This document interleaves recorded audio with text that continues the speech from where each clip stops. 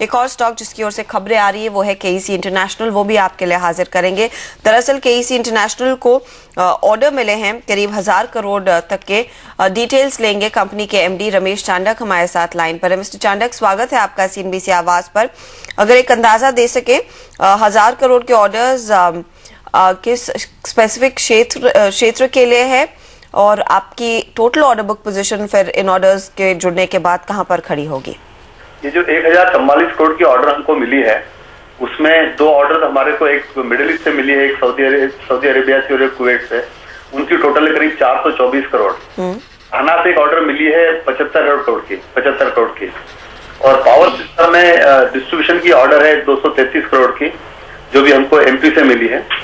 फिर हमको cable supply की ऑर्डर है करीब 112 करोड़। ओके। और एसई टावर यूएसए में 90 करोड़ की ऑर्डर मिली है। और वाटर और रेलवे जो हमारे नए डिवीजन है उसमें करीब 61 करोड़ की ऑर्डर है।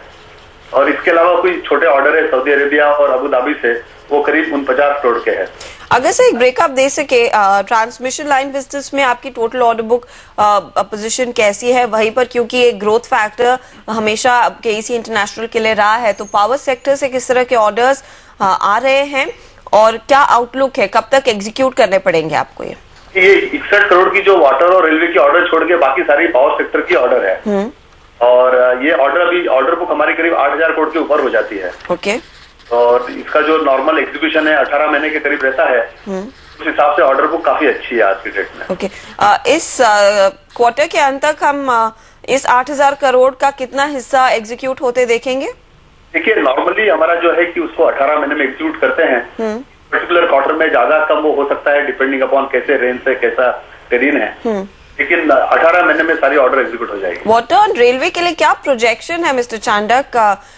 डील पाइपलाइन कैसी दिख रही है कि ज्यादा इंटरेस्ट आपको मिल रहा है क्लाइंट्स की ओर से? नहीं, हम काफी इंटरेस्ट देख रहे हैं। देखो, सभी तरफ से पर्टिकुलरली फॉरेन से काफी ऑर्डर आई है इस समय में। तो ओवरसीज का ऑर्डर काफी अच्छा है। जैसे आपने देखा होगा कि मिडिल ईस्ट से, सऊदी से, कुवैत से ऑर्डर आई है, घाना से ऑर्डर आई है जी। तो ऑर्डर बराबर लगातार आ रही है और हम देख रहे हैं कि बराबर ऑर्डर आ रही है। नॉर्मली इंडिया में फर्स्ट क्वार्टर में ऑर्डर कम रहती है क्योंकि मोस्ट ऑफ द ऑर्डर वो पिछले क्वार्टर में दे देते हैं जी। तो अगले क्वार्टर से मेरे ख्याल से डोमेस्टिक की भी ऑर्डर आना चालू हो जाएगी। ओके। लेकिन पावर बिजनेस में यहाँ पर वैसे भी हमने देखा है काफी ज्यादा डिलेज हुए हैं प्रोजेक्ट्स के। एक तो जमीन के इश्यूज हैं, दूसरी तरफ फंडिंग भी यहाँ पर हमने देखा थोड़ी बहुत अटकती हुई दिखाई दी है कुछ प्रोजेक्ट्स के लिए। आपका एक्सपीरियंस क्या रहा है? क्या इस तरह के डिलेज का कुछ आपके बिजनेस पर भी असर पड़ रहा है? देखिए, पहले तो ये देखिए कि केईसी का जो बिजनेस मॉडल है उसमें करीब 55 to 60% ऑर्डर बुक बाहर की रहती है, ओवरसीज की।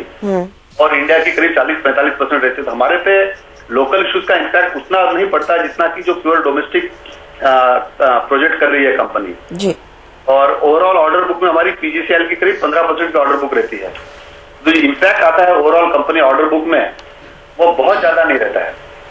क्या गाइड कर पाएंगे सर FY12 के लिए आप किस तरह के रेवेन्यूज और प्रॉफिट की उम्मीद करें निवेशक? नहीं, हम गाइडेंस तो नहीं देते, इसलिए मैं गाइडेंस नहीं दे सकता। परसेंटेज टर्म्स में अगर एक अंदाजा दे सके कि कितना इजाफे की आप उम्मीद कर रहे हैं बिजनेस में? देखिए, इस साल की ऑर्डर बुक इतनी अच्छी है कि नेचुरली आपको देखेगा कि प्रॉफिट और सेल दोनों ही अच्छे हैं। लेकिन जैसे मैंने बताया कि हम गाइडेंस नहीं देते हैं, इसलिए मैं गाइडेंस नहीं दे पा रहा हूँ। Not a problem mister Chandak, शुक्रिया हमारे लिए समय निकालने के लिए। यहाँ पर ऑर्डर बुक काफी स्ट्रांग है, अंतर्राष्ट्रीय बाजारों से ज्यादा ऑर्डर्स मिल रहे हैं, खासतौर से मिडिल ईस्ट जैसे उन्होंने कहा है।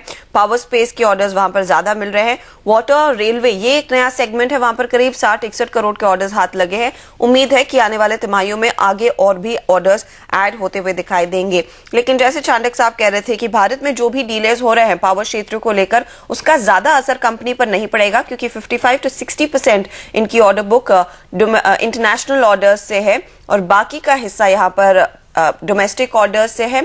साथ ही साथ पावर ग्रिड के लिए काफी ज्यादा काम करते हैं और वहां पर भी स्थिति थोड़ी बहुत इंश्योर्ड ऑफ सॉर्ट्स रहती है क्योंकि वहां से डीलेज फिलहाल इनको नहीं दिखाई दे रहे हैं। वो शेयर आपके सामने 2% तक का इजाफा इन तमाम खबरों के चलते। हमारे साथ है फॉर्च्यून इंटरफेस के संतोष कुमार सिंह भी। संतोष, स्वागत है आपका। क्या फिलहाल टेक्निकल कॉल आप देंगे केईसी इंटरनेशनल पर?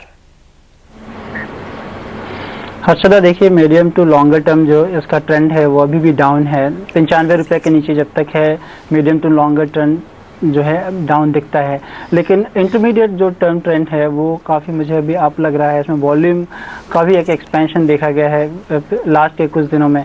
तो मुझे लगता है आप देखो कि 77 रुपये का जो लेवल है वो काफ़ी एक अहम लेवल होगा स्टॉप लॉस के रूप में। यहाँ से आने वाले दिनों में मुझे लगता है कि 87 का स्तर ये टच कर सकता है।